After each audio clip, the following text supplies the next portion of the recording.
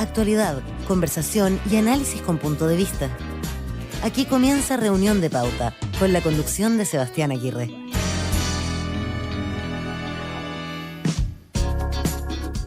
¿Cómo están? Bienvenidos a Reunión de Pauta. Ya estamos comenzando nuestra edición de este día viernes, cerrando la semana, día viernes 10 de diciembre.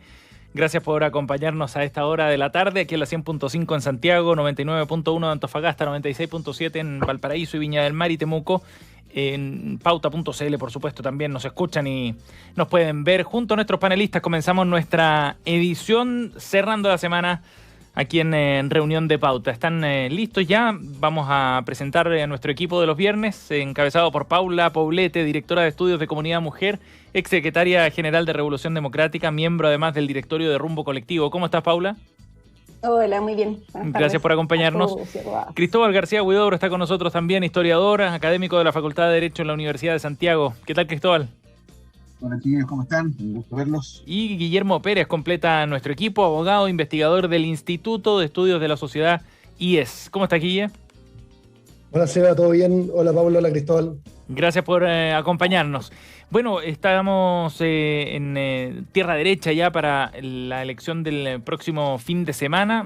Quedan poco más de una semana para que vayamos a la urna de nuevo y cerremos este proceso de elecciones presidenciales. Y queremos partir nuestro programa del día de hoy con nuestra pregunta breve para el inicio, un tema más contingente que tiene que ver con lo que ha resuelto Gabriel Boric, de no asistir finalmente al programa Bad Boys, que es este espacio donde Franco Parisi construyó audiencia, construyó una parte de su electorado, digamos, a través de este canal en YouTube, y donde había invitado precisamente a José Antonio Kast, quien fue al espacio, y a Gabriel Boric, pero el candidato de Apruebo Dignidad se marginó fundamentalmente. Dijo que su objetivo era conversar con los votantes, no con quienes están cuestionados por el no pago de alimentos y gastos de campaña irregulares. Cierre de comillas para la explicación que había dado Gabriel Boric. Guillermo, ¿tú crees que esto podría afectar al candidato, esta decisión? ¿En qué medida podría afectarlo? Yo creo que lo podría ayudar si el cambio de opinión hubiera sido un hecho aislado, ¿no es cierto? Uh-huh. Pero han sido tantas las vueltas de chaqueta que sumar una más no sé si ayude. ¿De quién? Distinto hubiera sido si desde un principio Boric lo hubiera dicho, ¿no es cierto? Se hubiera manifestado siempre la posición de estar en contra y no querer ir al programa de Parisi, pero además también se demoró, ¿no es cierto? O sea, se demoró varios días, estuvo bien inseguro varios días con esto. Y yo creo que otra cosa que nos ayuda es la actitud inicial que tomó parte de su comando de blindarlo como para protegerlo de una encerrona. Uh-huh. Como que yo creo que esa estrategia fue bien mala porque es como mostrar un candidato asustado, un candidato, como aumentar esa percepción que existe en ciertos grupos de que Gabriel Boric no tiene como la experiencia suficiente para ser presidente, porque, no sé, es normal después de los dichos de Isquia Siche respecto de que querían evitar una encerrona, que el candidato no se sintiera mal, preguntarse qué pasaría cuando tenga una reunión, si llega a ser presidente, con Joe Biden o con Vladimir Putin, ¿no es cierto? ¿Qué pasaría en el caso de que hubiera otro estallido social? Entonces, yo creo que hubo una estrategia comunicacional que fue bien errática, uh-huh, que debería haber partido desde un principio con una posición firme respecto a no ir. ¿Por qué hablas tú de una vuelta de chaqueta si, digamos, es legítimo? Él tenía la posibilidad, pero efectivamente, de rechazar la invitación nomás, ¿no? Sí, lo que pasa es que cuando uno enmarca ese rechazo a la invitación, que fue, porque primero dijo que iba a ir, corrió la fecha, iba a ser hoy día el programa, y después aparece diciendo que no. Bueno, es como lo que ocurre también, o uno recuerda las otras vueltas de chaqueta que ha tenido en la última semana, por ejemplo con el cuarto retiro, ¿no es cierto? O sea, vota a favor diciendo que el gobierno había abandonado a la familia en contra del consejo de su consejo asesor económico, y ayer dijo, por ejemplo, o anteayer dijo que no había que extender el IFE universal. Entonces uno como que deja de entender, lo mismo con migración, ¿no es cierto? O en materia económica social, vale, o con la cercanía extraña ahora con los grupos religiosos, ¿no es cierto? Son cosas que cuesta entender, y esto yo creo que también se marca un poco en eso. Ya, pero ahí nos vamos a otro tema. Paula. Bueno, yo voto por Boric, pues entonces mi deseo es que esta decisión sea bien acogida, que le juegue a favor, uh-huh, que no le juegue en contra. Pues. O sea, yo creo que no era una... ¿Pero fue una lo correcto posición... lo que hizo Boric, de no ir? A mi juicio sí, comparto su decisión. Ahora también encuentro que no era una decisión fácil, o sea, sobre todo para alguien como Gabriel, que es alguien como bien abierto a dialogar con todo el mundo, sobre todo además él siempre dice, con quienes piensan distinto a él. Él no es para nada cerrado, su vocación siempre ha sido como de mayoría, y él quería convocar genuinamente a las personas que votaron por Parisi. Así que bueno, yo estoy segura que él va a seguir escuchando y hablándole a la gente que votó por Parisi, porque además estamos bastante seguros de que lo que nos une son la necesidad de hacer finalmente los cambios que la gente está demandando. Nosotros también además estamos cansados del abuso de la gente que tiene privilegios, de la gente que en general nosotros denominamos los poderosos de siempre, que han estado gobernando con Piñera y que van a seguir con Kast. Así que yo creo que tenemos hartos puntos en común con esa gente. Cristóbal. A ver, yo creo que fue un error de marca mayor. Yo creo que si a Gabriel Boric le interesa ser presidente de la República, va a necesitar de sus votos, ¿ya? Lo que pasa es que si está jugando una carta principista, el problema en ese sentido es que, a ver, dada la estructura del partido de la gente, él no le puede hablar a sus votantes, tiene que hablarle a través de la caja de resonancia de los votantes del partido de la gente. Entre ellos el líder carismático que es Franco Parisi, nos guste o no. Sinceramente, yo tengo la peor impresión de Franco Parisi, ¿ya? Y la peor impresión de la camarilla, digamos, lo que él maneja, ¿ya? Pero indudablemente el partido de la gente surge para ser la voz de un montón de personas que están hartas del sistema político, que los trataron de antisistema y probablemente tienen algún problema con el sistema político actual, que los trataron de fascinerosos buscadores de plata, como un cierto alcalde, ¿no es cierto?, el alcalde Jadwe, que después tuvo que ir Gabriel Boric a decirle, oiga, ¿sabe qué? Quédese callado nomás porque me está arruinando la fiesta, y en el fondo Boric tenía razón con eso, ¿ya? Sin embargo, le cayó como anillo al dedo el tema de lo del CERVEL, que está haciendo la investigación, tardía investigación, lo que ya nos lleva a otra discusión, y el tema de Franco Parisi, que ya se sabía de antes, pero si nuevamente los principios eran tan altos, entonces debió haber dicho que no desde un principio. De hecho, se lo dijeron, ¿ya? La presidenta del PPD le dijo, oiga, usted no se preste para esto, ¿ya? Porque en el fondo, más allá de lo que dijo la Isquia Siches con muy mal tono y muy mal tino, creo yo, lo que dijo la Natalia Pergentili fue mucho más concreto. Dijo, usted no se tiene que prestar para esto, porque en el fondo esto va a ser un circo, no una encerrona ni nada. Porque yo concuerdo con el Guille, el día de mañana, si Gabriel Boric se convierte en presidente de la República, le va a tocar un montón de cosas cuesta arriba. A mí, yo lo vi anteayer, perdón, en un canal amigo, cuando está dando su entrevista, y yo cuando lo escuchaba, lo único que pensaba era, yo entiendo que uno sea una persona abierta a las opiniones del resto, etcétera, que uno tenga la capacidad de escuchar, eso es fantástico, ¿ya? Pero también yo me pregunto qué tipo de liderazgo es el que tiene Gabriel Boric, porque en el fondo es como, mire, yo llamo a la gente a que salga a las calles y me diga cuando yo estoy equivocado y que me haga cambiar el rumbo, uno. Y en segundo lugar, también, como lo dijo en este programa, en realidad él es permanentemente una persona que escucha, pero en algún momento hay que dejar de escuchar y tomar la acción. Entonces, eso a mí me provoca un poco de problema. Y yo creo que, volviendo al tema original, entonces, Cristóbal, a tu juicio, el no ir al espacio de Franco Parisi podría efectivamente afectar a Gabriel Boric electoralmente. Es que ese es el problema. Lo que necesitaba Boric en estos momentos, aunque fuera una encerrona, era ir al choque, ir a pelear, mostrar carácter, que lamentablemente no lo ha podido mostrar. No me malentiendan, yo creo que Boric fue una persona extremadamente valiente cuando el resto de los partidos de su coalición no quisieron firmar, ¿no es cierto?, el acuerdo del 15 de noviembre, y él solo, y yo creo que fue él por él, no en representación de Convergencia Social, fue a firmar y a tratar de encontrar una salida legítima dentro de los cauces al problema que estábamos viviendo, sin perjuicio de eso, sin perjuicio de eso. A mí me preocupa, en definitiva, que esta decisión, ¿ya?, lo termine mostrando más como una persona timorata que como una persona de principios, y por eso creo yo que le va a impactar de una forma.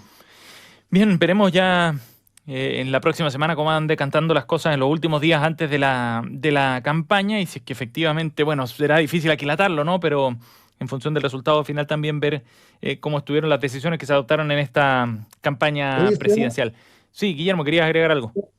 Sí, quería hacerle una pregunta a la Paula. Esto es muy, porque me interesa saberlo, porque no lo tengo muy claro. La Paula decía que un gobierno de Kast podía ser como el gobierno de los mismos poderosos de siempre, ¿no es cierto? De los que vienen mandando en el país hace mucho tiempo. Ujú. Pero yo me hago la pregunta, y esto de verdad que no lo pregunto sin ninguna intención de generar de una pelea, sino que para entenderlo. Ajá. Eh, ¿Qué va a pasar en el caso de que gane Gabriel Boric? ¿Va a gobernar también, por ejemplo, con la exconcertación que lo ha apoyado?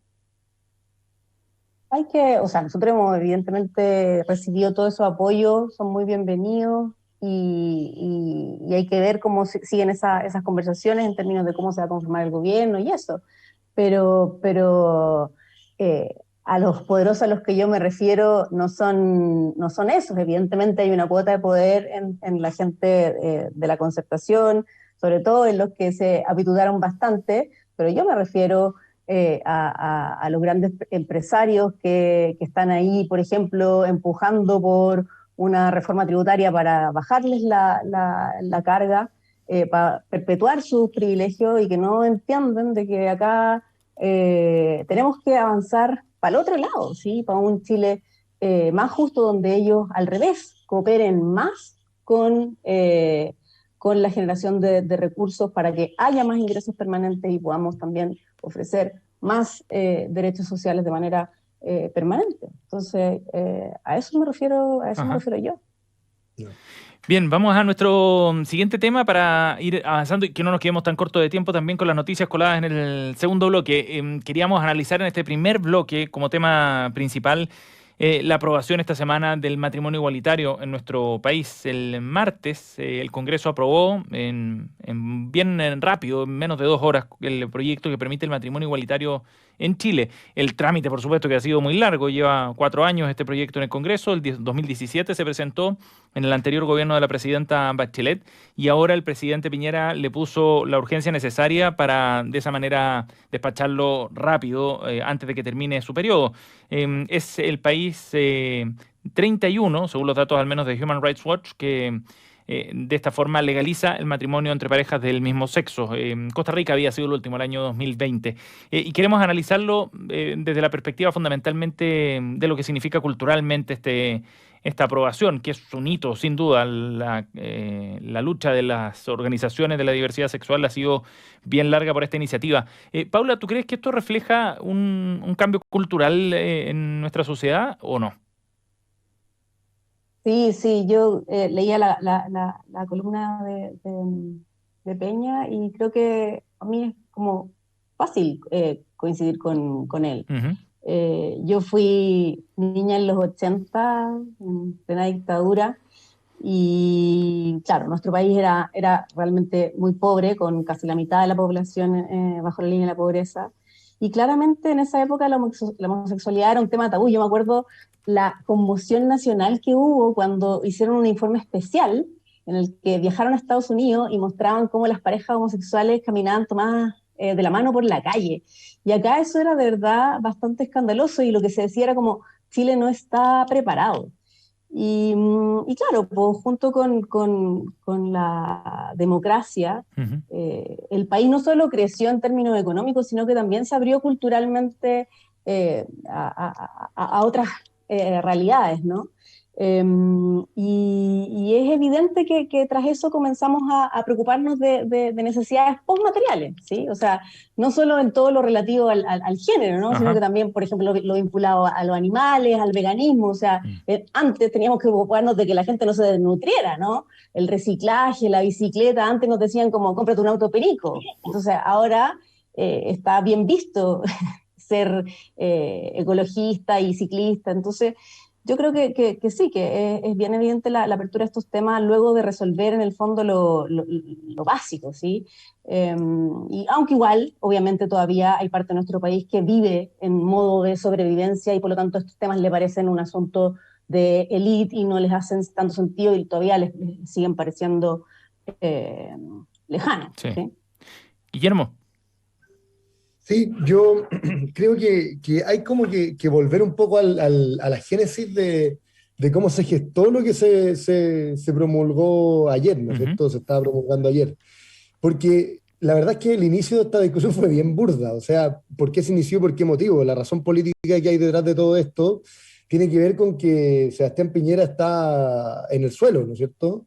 Y que intentó pararse con esta agenda que en principio había señalado que no se iba a meter, que fue una forma como de pegarle a los partidos y también de proteger a Sebastián Sichel, que era su delfín, ¿no es cierto? Darle un poco de aire a esa candidatura. Ajá. Esto no aparece de una convicción de Sebastián Piñera en torno a la diversidad y que Sebastián Piñera abrió los ojos, sino que es una señal desesperada por irse con algo más de aprobación y darle en bandeja un regalo así. ¿Tú crees que él no O está sea, convencido de este proyecto, Guillermo? ¿sabes que esto ni los asesores más cercanos sabían que lo iba a decir en la cuenta pública? Ah, Ni los no, está bien, ministros del pero de gabinete. su propia convicción también dudo esto. Es que yo no sé si uno puede, si me puedo meter en las convicciones o no del presidente, si ha tenido algún giro o no, pero lo que llama la atención Ujú. es que, habiéndose comprometido a hacer algo, no hubiera cumplido ese compromiso y que hubiera hecho esto tan intempestivamente, porque esto no lo sabían los asesores más cercanos, no lo sabían los ministros del gabinete, solo lo sabía Benjamín Salas, ¿no es cierto?, que fue Ajá. quien metió finalmente el tema en la agenda. Entonces, así que como hablar acá como de un avance de la derecha en el tema, lo dudo porque es más que nada un intento del gobierno como por intentar protegerse después de haber entregado muchas cosas y de haber dejado en un descampado total a la derecha, ¿no es cierto? Y con esto, el presidente, como para salvarse, terminó acorralando a su propio sector. Acuérdense de todo lo que ocurrió después de la disputa política que se abrió en la derecha a propósito de esto. Y yo creo que respecto ya como a lo propiamente cultural que decías tú, Sea, y lo que decía recién la Paula, yo creo que hay que tener cuidado con creer que todas las agendas de liberación Ujú. que estamos emprendiendo, que ha emprendido el mundo, son agendas de liberación que no tienen tensiones. Como yo, por mi posición en la vida, no soy alguien que crea en el progreso. Yo no creo en el progreso, no creo que avancemos hacia un futuro necesariamente mejor y más liberador, y tampoco creo que liberarnos de ataduras sea algo que sea lo que tenemos que hacer como humanidad como para vivir mejor. Pero es importante, creo yo, más allá de si uno está a favor o en contra de esta agenda, preguntarse hasta qué punto dividir el debate entre buenos y malos, entre cavernarios y personas iluminadas que caminan hacia el futuro, le hace un cierto daño a nuestra deliberación pública. Yo, a propósito de esta discusión, estaba viendo, por ejemplo, el estudio de élites del COES, Ujú. donde se le pregunta a élites culturales, políticas y económicas sobre distintos temas, y entre ellos están los temas valóricos y morales, ¿no es cierto? Y se ve una diferencia profunda en estos temas entre la ciudadanía y la élite cultural, por ejemplo. O sea, y eso tanto en materia como de matrimonio homosexual, de adopción de hijos por parejas homosexuales, de aborto, de legalización de la marihuana, ¿No, como no que aparece no como un tema podemos dar. importante para la ciudadanía? No, sí, es un tema importante para la ciudadanía, hay gente que lo apoya, hay importantes porcentajes de gente que lo apoya, pero es mucho menor la Ajá, cantidad de gente que lo ok. apoya a nivel ciudadano que en la élite. Y eso es lo que quiero decir, como que no hay que dar por hecho que acá hay una sola posición, Ujú. y que hay una sola posición legítima No, dentro de la claro, deliberación pública. Porque después, ¿qué es vale. lo que pasa?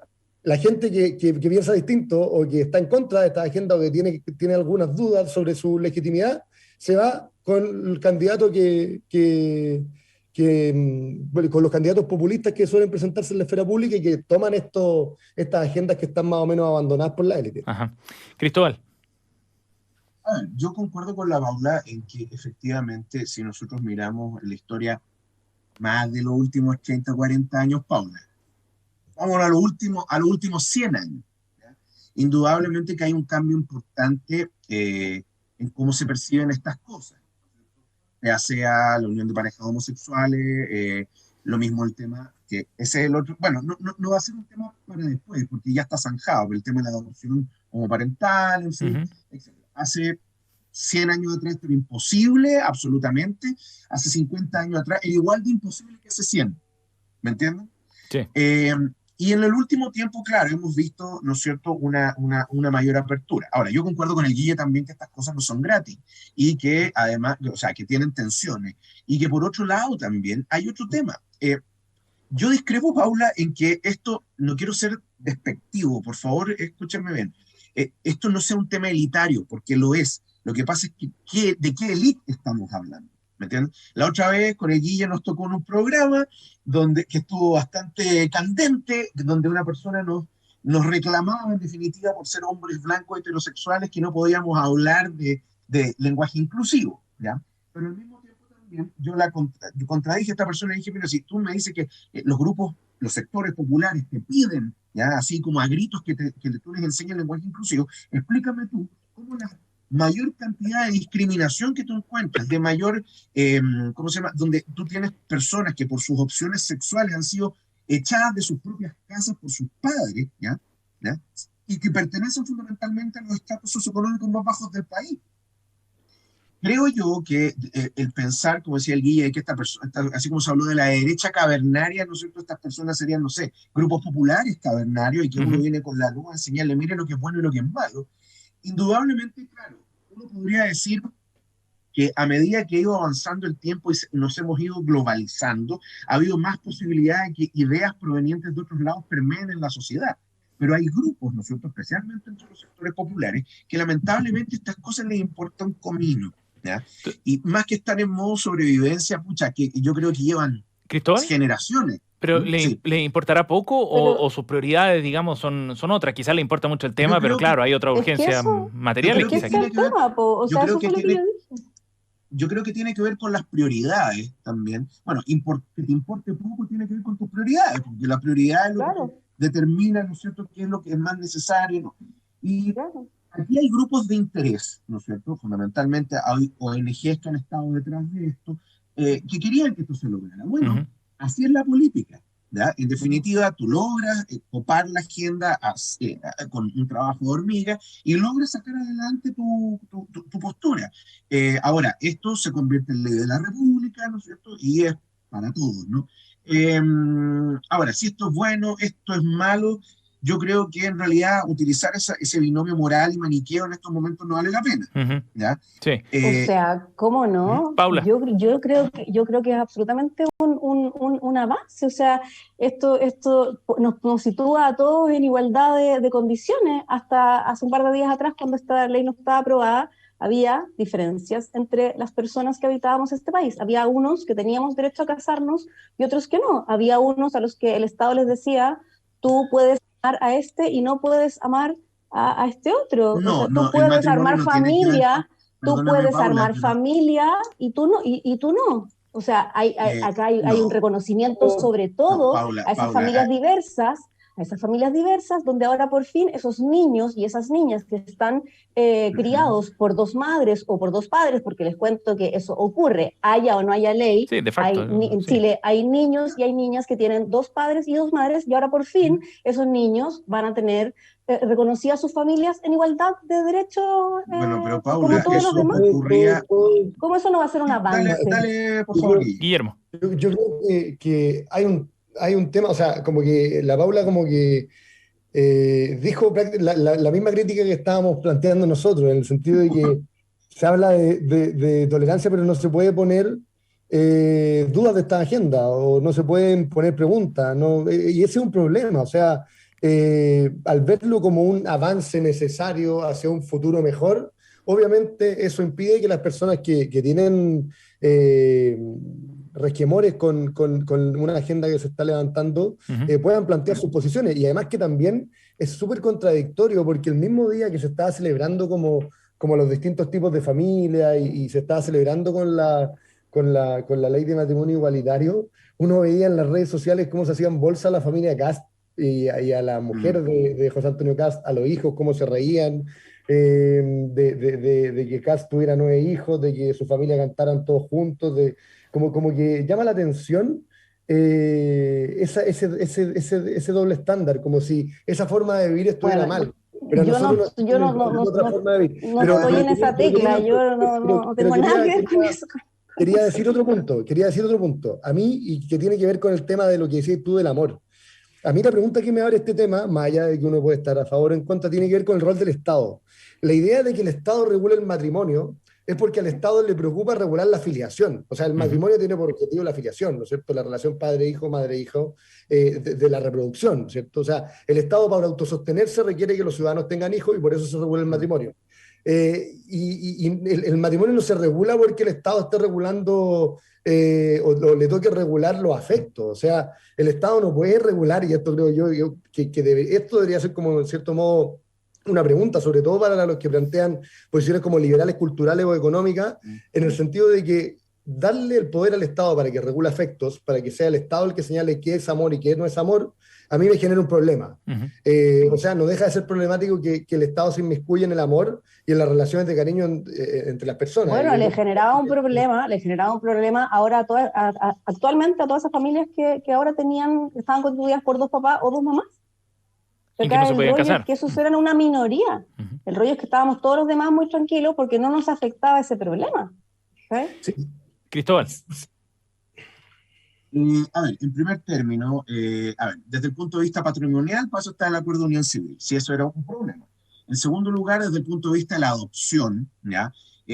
Desde el 2017 en adelante, el Sename tiene una doctrina, ¿no es cierto?, respecto a quienes pueden adoptar, y han habido casos, claro, efectivamente la adopción homoparental no existía en Chile, va a existir a partir de la promulgación de la ley, pero también se había declarado como idóneas a parejas del mismo sexo que pudieran adoptar.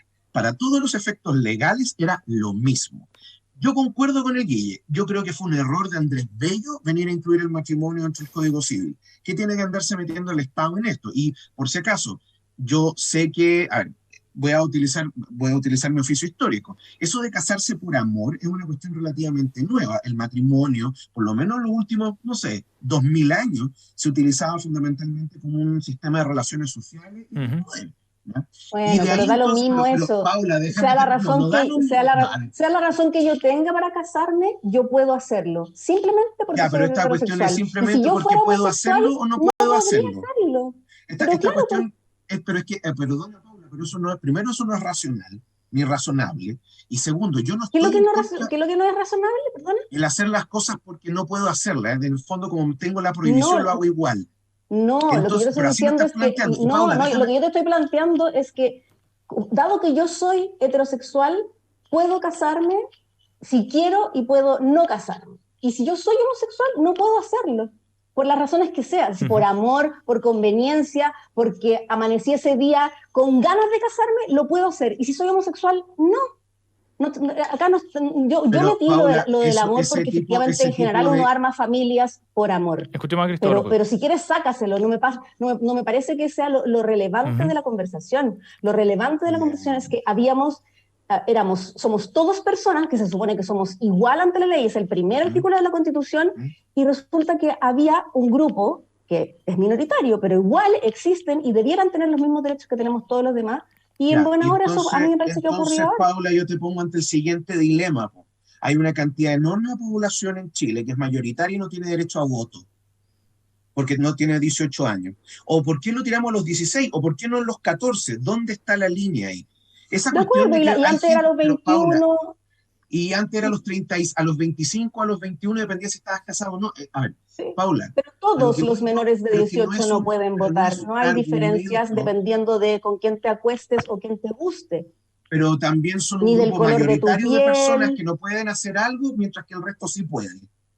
Pero no se establecen condiciones diferentes. No hay diferencia por sexo, hay por igualdad género, horizontal, ¿no? Hay igualdad horizontal, que es lo relevante. Acá habemos gente, o sea, puede haber, mi hermana gemela, si es que fuese homosexual, no tendría los mismos derechos que yo. Eso es gravísimo, a mi juicio.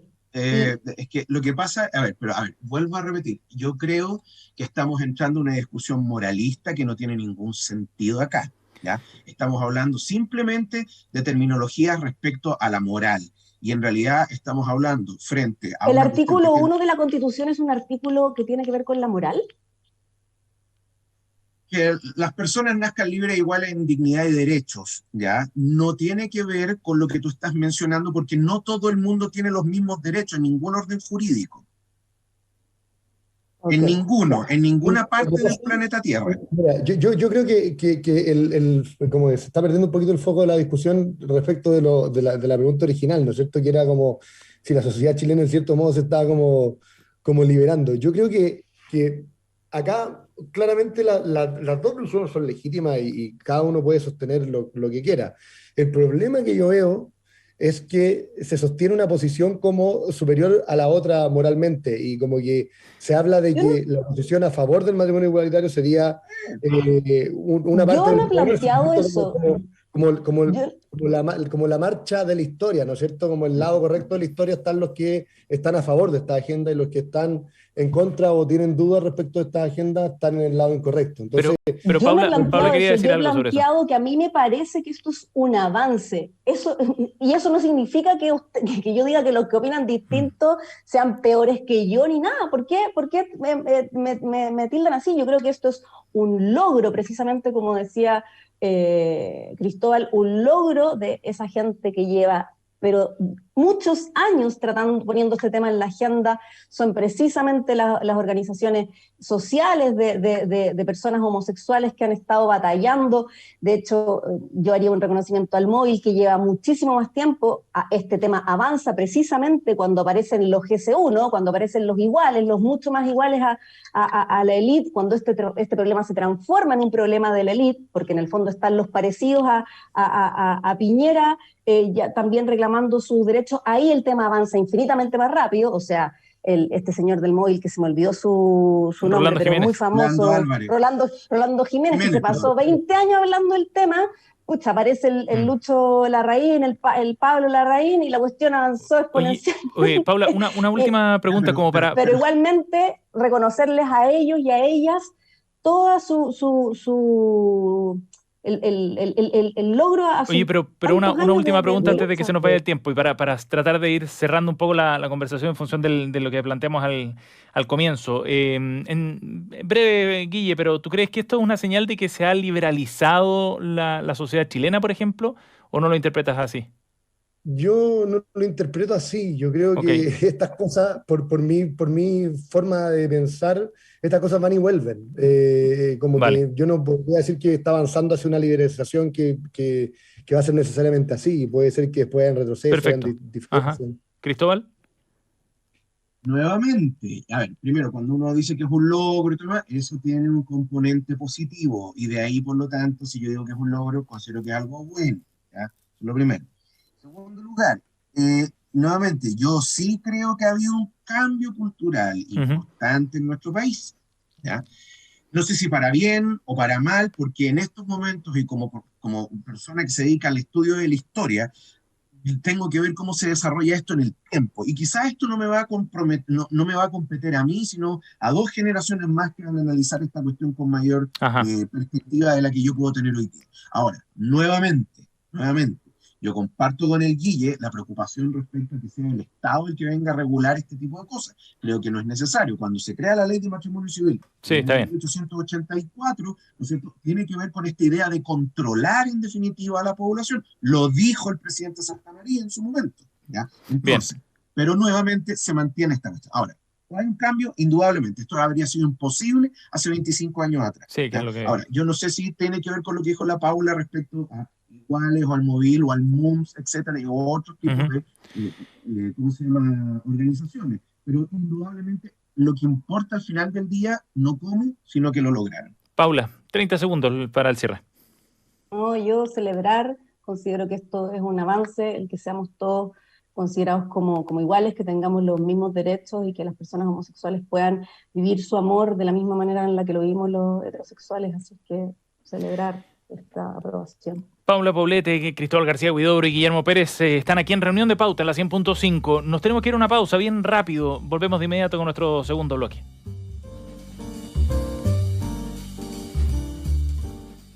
En Maternidad de Clínica Red Salud Santiago estamos comprometidos desde el día 1. Desde el comienzo, parto contigo. Descubre más sobre nuestra área de maternidad en Clínica Red Salud Santiago. Clínica Red Salud, mejor salud para Chile.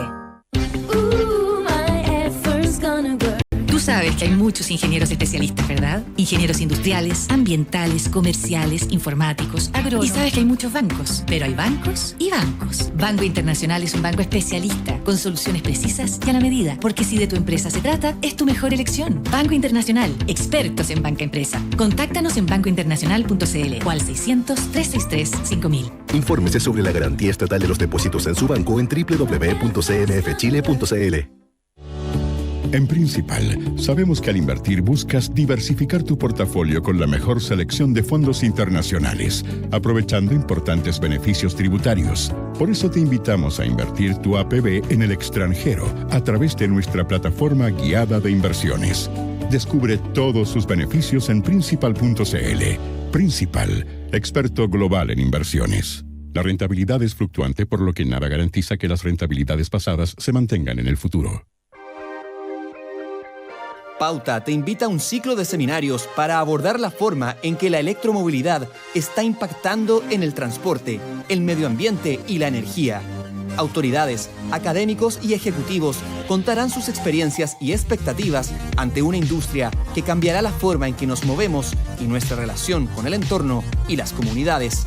Además, empresas y emprendedores relatarán casos inspiradores que están transformando este mercado. Con el auspicio de Anglo American, Andes Motor, Movistar Empresas, Geotab, Sodimac, EV Solutions, Rona, Enerlink y Hyundai.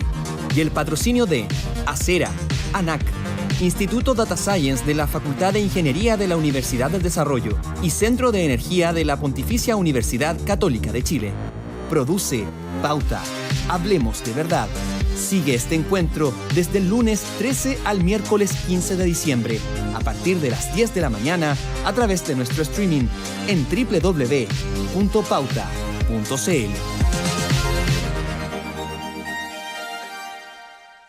Ya estamos de regreso. Escuchas Reunión de Pauta. Pauta 100.5. Bien, estamos de vuelta cuando ya vamos avanzando en nuestra edición de hoy de Reunión de Pauta. En este día viernes 10 vamos a ir a la efeméride del día de hoy, sí, para recordar el día de hoy a Otis Redding. 10 de diciembre del año 1967 marca la fecha del fallecimiento de este cantante de soul estadounidense, reconocido por una voz que muchos consideran inigualable en distintos temas como Love Man o Respect. Es nombrado el mejor intérprete masculino, de hecho, por el Melody Maker. Tras 10 años del reinado de Elvis Presley, llegó a desbancar ni más ni menos al rey del rock. Nació el 9 de septiembre de 1941, murió muy joven, a los 36 años, Otis Redding, a quien recordamos el día de hoy. Escuchas a Sebastián Aguirre en Reunión de Pauta. Pauta, hablemos de verdad.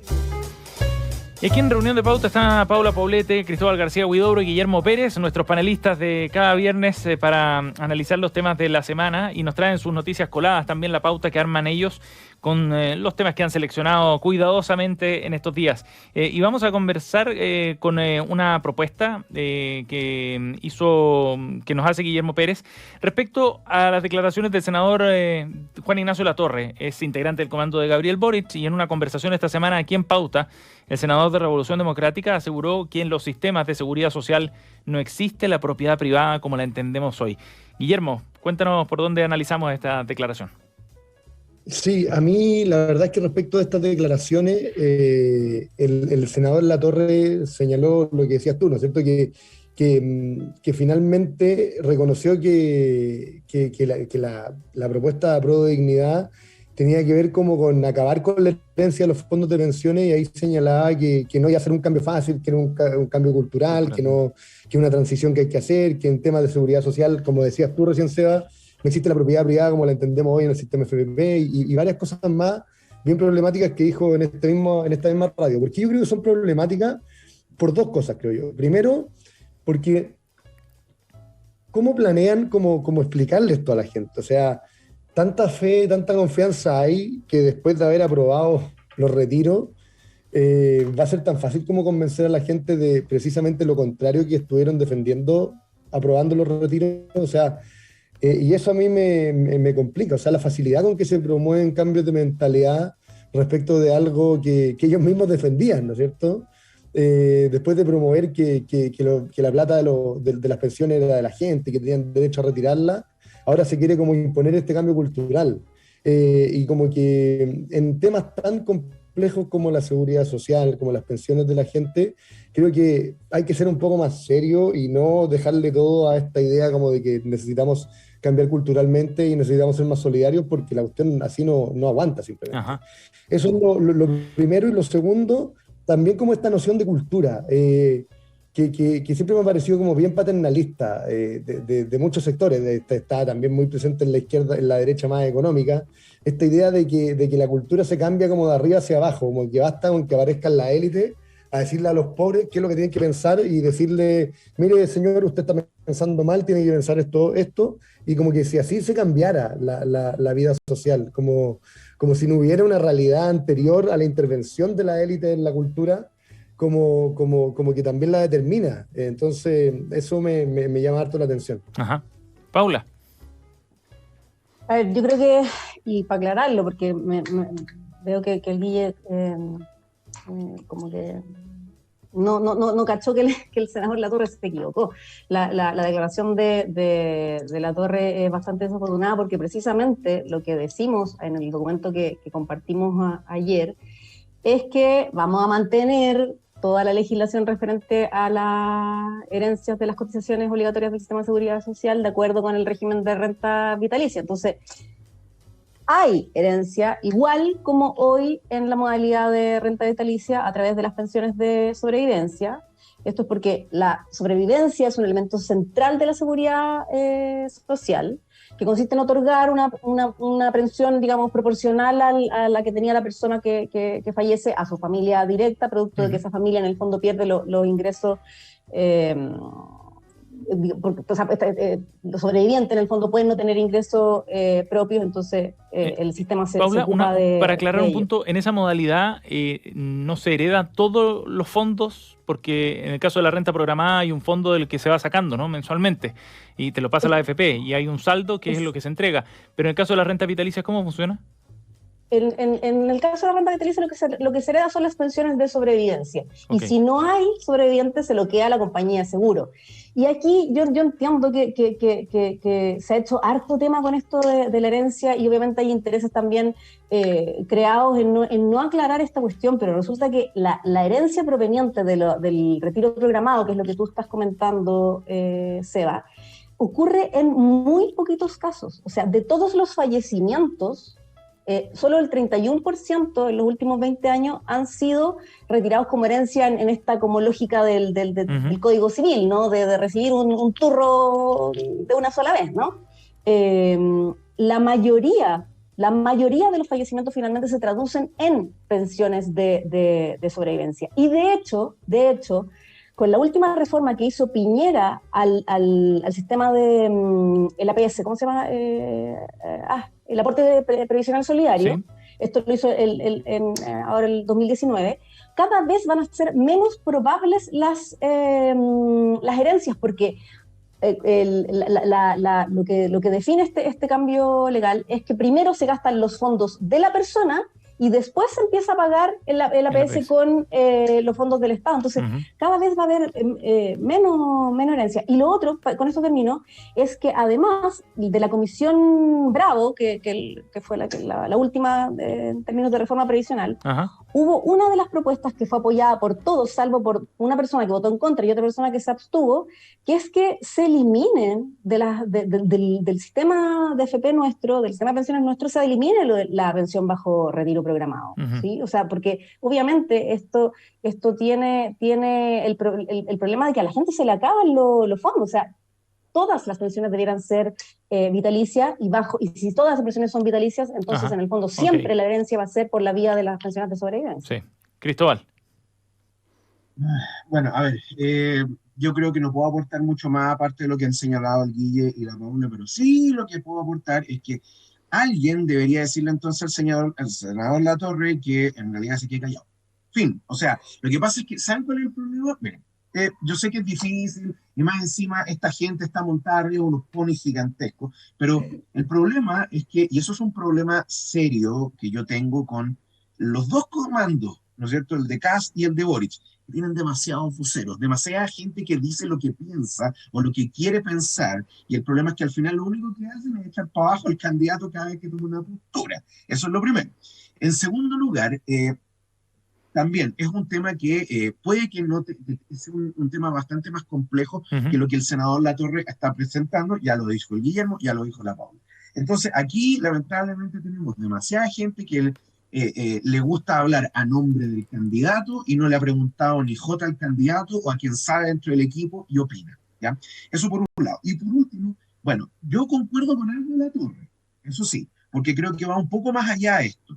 Hoy por hoy, la población en Chile, más allá del régimen que tenga, ¿ya?, renta vitalicia, retiro programado, etcétera, considera que los fondos son de ellos. Durante mucho tiempo hubo toda una teoría de conspiración de que pensaban que las AFP no tenían la plata y que se la habían gastado, etcétera. 50.000 millones de dólares después, ¿no es cierto?, sabemos que esas platas existían, sabemos que han provocado un impacto más o menos importante, ¿no es cierto?, en la economía, por no decir que tenemos una inflación de 0,5 durante el mes de noviembre, y hacia atrás también. Y por otro lado también tenemos el problema siguiente. Si yo soy dueño de mis pensiones, ¿por qué no puedo seguir siéndolo? Si en el futuro, ¿ya?, de todas maneras, el trabajador va a tener que seguir poniendo parte de su dinero, de su ¿cómo se llama?, de sus ingresos en esa cuenta. Y decirle, no, es que ahora la cuenta es de todos. Eso sí que va a generar un problema más o menos grave. Entonces, pero ahí se reparte, son 2/3 que van a una cuenta individual, a una cuenta de ahorro individual dentro de ese nuevo sistema, y 1/3 de las futuras cotizaciones a una cuenta de reparto y de solidaridad claro, intergeneracional, de reparto puro. Bueno, pero incluso por ese tercio van a reclamar. Bien, vamos al siguiente tema, la noticia colada, porque si no se nos va a acabar el tiempo. Para hablar de lo que nos propone Cristóbal, también otro tema que marcó esta semana, la Corte Penal Internacional anunció que no va a iniciar investigación por supuestas violaciones a los derechos humanos en el contexto del estallido social de 2019. Cristóbal, cuéntanos del tema. A ver, para ser un poco más preciso, lo que hace el TPI, o la Corte Penal, CPI, perdón, ¿sí?, la Corte Penal Internacional, es rechazar siquiera entrar a investigar, ¿ya? Porque dice en el dictamen que da que no existen evidencias suficientes para determinar que las acciones que se denuncian hayan sido constitutivas de delito, ¿ya? De hecho, para ser más preciso, se descarta fundadamente que existan antecedentes sobre situaciones que puedan ser consideradas delitos sobre los que la Corte Penal Internacional tenga jurisdicción. En fin. Y ahora, lo notable de todo esto es que fue quien presentó la denuncia. Evidentemente que hay más organizaciones, está la comisión, ¿cómo se llama? Hay un centro italiano, hay una asociación de juristas latinoamericanos, pero también está el juez Garzón, Baltasar Garzón. Y que esto terminó como un chasco, porque en definitiva, claro, fue muy efectista en su momento. Eventualmente también en algún debate el candidato Boric le hablaba amenazándole a Piñera de que no durmiera tranquilo porque iban a ir detrás de él una vez que terminara su presidencia. En fin. Y uno de los, ¿cómo se llama?, los caballitos de batalla era precisamente esta denuncia ante el Tribunal Penal Internacional, que quedó definitivamente en nada, ¿no? Y aquí es el non bis in idem, ¿ya? Porque ahora no van a poder volver al tribunal a reclamar lo mismo, ¿ya?, sobre la misma cosa, misma causa de pedir, mismos hechos. Entonces, a ver, ¿a qué voy con esto? El intento, ¿no es cierto?, de buscar algún tipo de pronunciamiento a través de un tribunal internacional ha quedado frustrado, ¿ya? Sin perjuicio que hoy día existan todavía en tribunales causas, no son 400 y tantas, como se supone que hubo 400 y tantas personas que fueron afectadas de una forma u otra, ¿no es cierto?, durante el estallido social y, bueno, en realidad durante todo el periodo del estallido, y que todavía están ventilándose en tribunales. ¿Ya? La otra vez la Corte Suprema puso las estadísticas al respecto.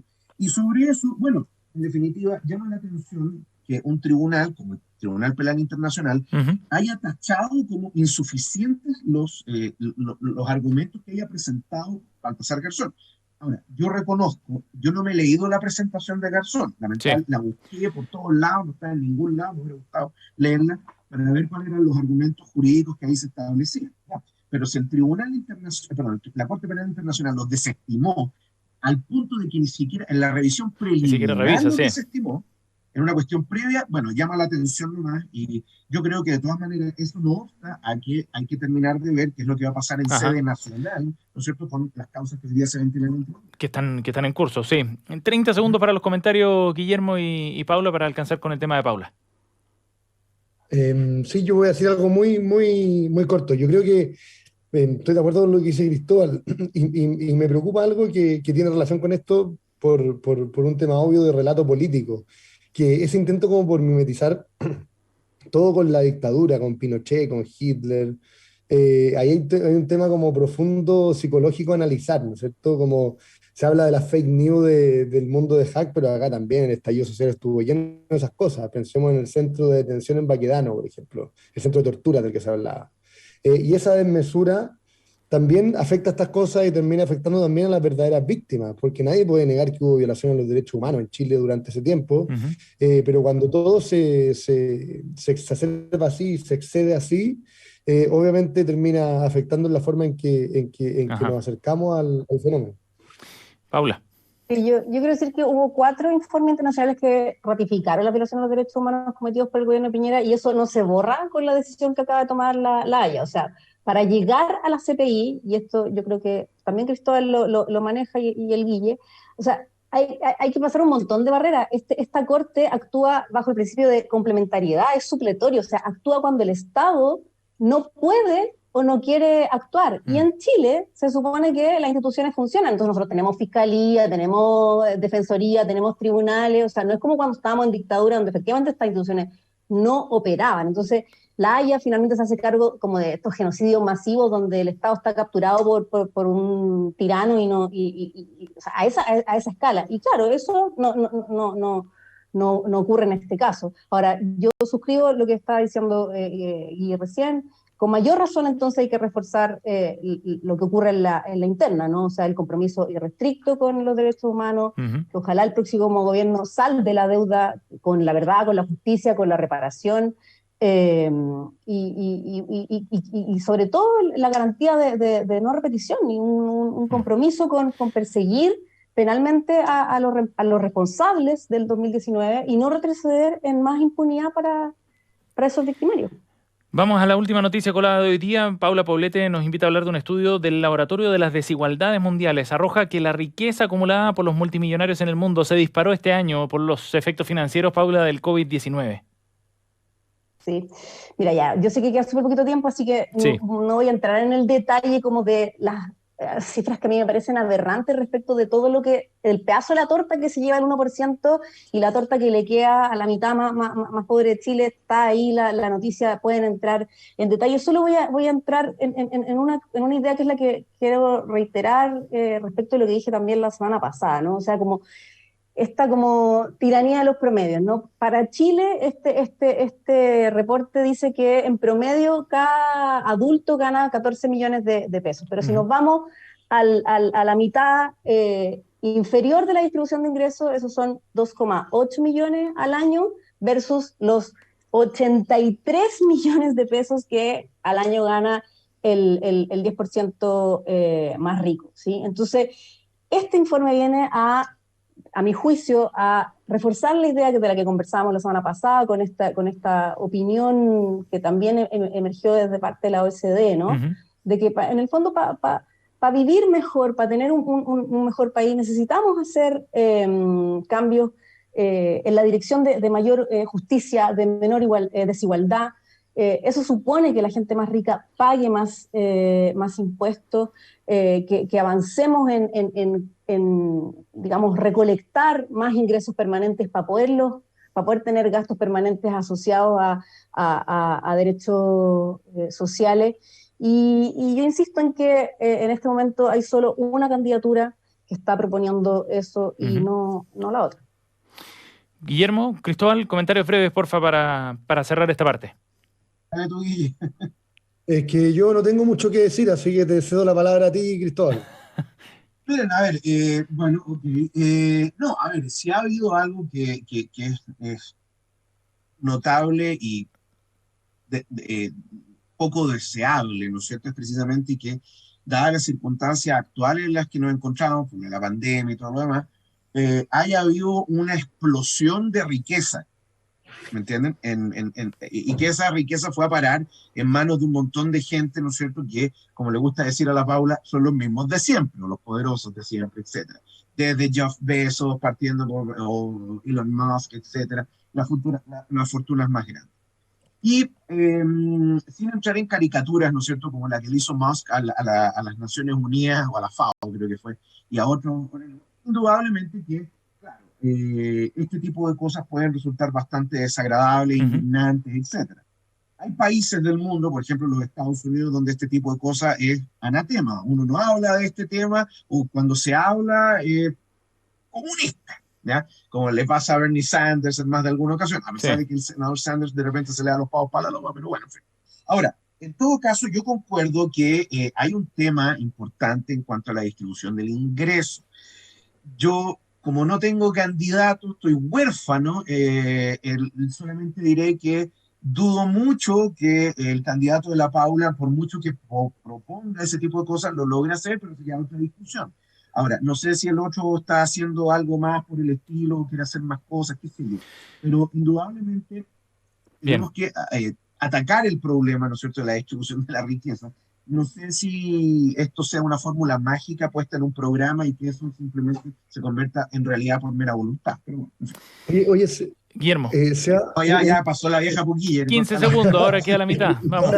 Ahora me motivé. Yo creo que le hizo mucho daño a la derecha chilena la posición liberal, por ejemplo, de Axel Kaiser, de dar a entender que la igualdad no era un problema político relevante. La derecha, hasta el estallido social, estuvo creyendo prácticamente eso, y ahora se están dando cuenta de que la igualdad es un problema a tener en consideración. Sí. O sea, una semana antes del estallido social querían hacer una reforma tributaria regresiva. Vamos a la última sección de nuestro capítulo de hoy de Reunión de Pauta. Estamos junto a Guillermo Pérez, Cristóbal García Huidobro y Paula Poblete, y nos traen datos y recomendados también para esta semana. Guillermo.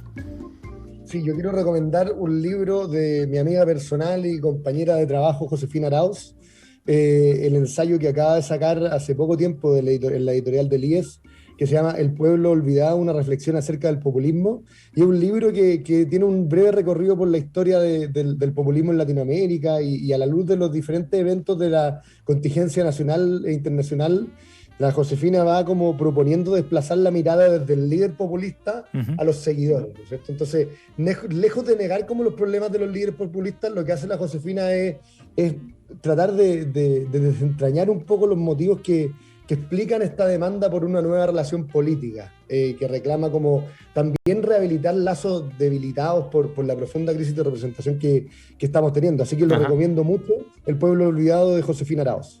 Bien, buena recomendación de Guillermo Pérez. Paula. Yo voy a recomendar una película que está en Netflix, que se llama El olvido que seremos. Es una película colombiana-española, dirigida por Fernando Trueba, que es español. Ganó el Goya a la mejor película iberoamericana en este último año. Tiene de protagonista a Javier Cámara, que es un actor español que a mí me gusta mucho, lo he visto en otras películas, pero como que me da la impresión que la más famosa es esa cuando hace del mejor amigo de Darín en Truman. Ese es el protagonista. Bueno, es una película sobre un médico colombiano. Está basada en la novela que escribió su hijo. Es sobre el vínculo entre este padre y este hijo, el contexto es Colombia en los 70, en los 80, mucha pobreza, mucha violencia. Sí, mucha violencia. Y a mí me gustó como producción, es la mansa producción, pero sobre todo lo que quiero rescatar es lo bonito y lo excepcional que es ver a un padre amoroso. Yo tuve uno, así que yo sé que existen. Sé que hay hombres comprometidos con su paternidad, tanto como solemos ver a las mujeres, ¿no? A las madres. Pero no es en el fondo el imaginario que como colectivo que se va construyendo en el fondo a propósito de los distintos contenidos audiovisuales. Así que, y menos, perdona, además en estos personajes que tienen como una vida pública interesante y intensa, ¿no? Entonces, la película tiene un montón de cosas como sobre las que yo reflexionar, pero yo quiero destacar esa. Bueno, y vale la pena leerse el libro, ¿eh? Yo me leí el libro por lo menos y es maravilloso, así que vale la pena. El libro es extraordinario. Sí, muy bonito. Vamos a seguir tu recomendación, Paula. Cristóbal, nos queda el último dato. Ya les traigo una novela que se llama, aquí la tengo, se llama La Biblioteca de la Medianoche. No les voy a decir mucho, o sea, no les voy a contar mucho del libro, es de, ¿cómo se llama?, de Matt Haig. Es muy entretenido el libro, trata de una persona que despierta en una biblioteca que contiene muchos libros y cada libro es una realidad que alguna persona puede vivir, es como una especie de compilado de universos paralelos. Y la persona va explorando precisamente, se llama Nora, la protagonista, va explorando todos esos universos paralelos de lo que pudo haber sido su vida, infinitos universos paralelos, pero no les cuento más porque el libro es a todo trapo, lo recomiendo, Bien. Está medio difícil de conseguir, eso sí, pero no puedo dar el dato donde lo conseguí porque estaría haciendo propaganda gratis de contrabando. y después me peguen en la radio, ¿ya? Pero, Muy bien, está bien. Con un poquito de trabajo de internet se encuentra. Muy bien. Cristóbal García Biblioteca Huidobro, Gratis. Guillermo Pérez y Paula Poblete con nosotros. Gracias a los tres. Buen fin de semana. Igualmente, nos vemos. Chao, que estén muy bien. Gracias a ustedes también por sintonizar la 100.5. Ya viene Cristian Barken desde el jardín. Chao, hasta el lunes. Acabas de escuchar una hora de conversación y